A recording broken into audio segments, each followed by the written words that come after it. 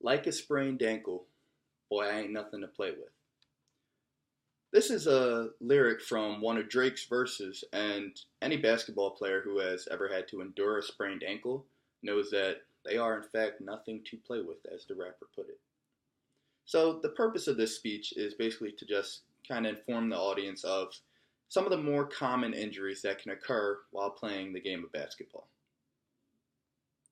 So there is an injury in almost every basketball game that's played. And I think the viewers should be, aware of some of these injuries just, so they can look out for them.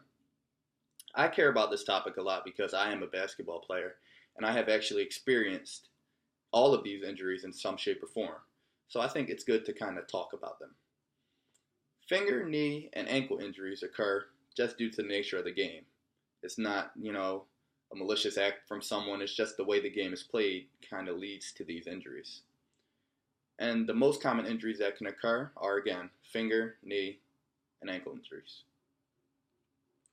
Finger injuries are probably common in the sport of basketball due to the fact that the ball is thrown with such a high velocity between player and player. It's passed, you're trying to throw a hard pass to someone and it could catch their hand the wrong way, break, dislocate, jam a finger, something like that. So, like I said, they can range from a jam to a dislocation to a break, all of the above. And Dr. Michael Dolan is quoted as saying one of the most common injuries in basketball and volleyball are hand injuries. And to go a step further than that, it's the jammed finger. And this injury occurs, as he quoted, from a blunt impact or forced motion to the proximal interphalangeal joint of the fingers.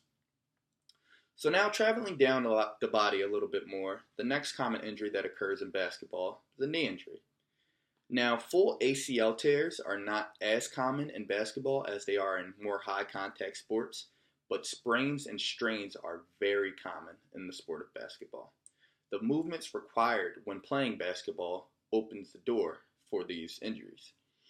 The American Orthopedic Society for Sports Medicine says that basketball requires extensive stop and go cutting maneuvers, which can put ligaments and menisci at risk. Injury to the medial collateral ligament is most common following a blow to the outside of the knee and can be treated with ice, bracing, or a gradual return to activity.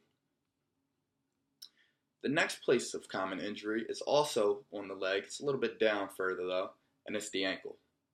Now, ankle injuries can occur from, stepping or landing on another player's foot, or even just cutting the wrong way and your ankle kind of rolls out from under you.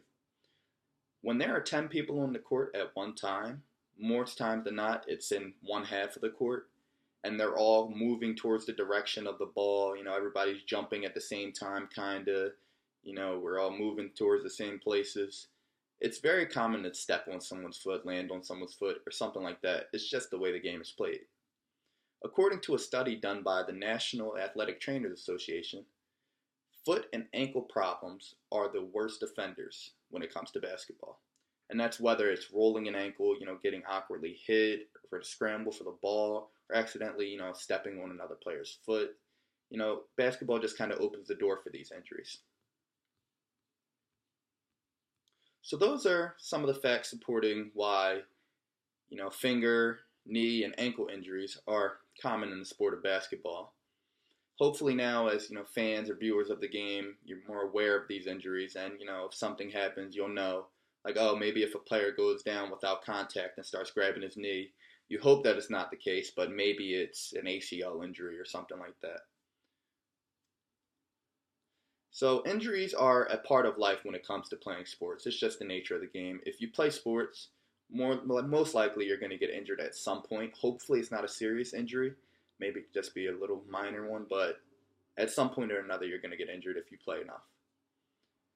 If you have any questions, please feel free to ask them to me. Contact me and I would love to answer them. Also attached to this, I have a visual. It's a PowerPoint with slides containing, some of the kind of more known finger, knee, or ankle injuries that have occurred in the NBA. So, thank you for your time.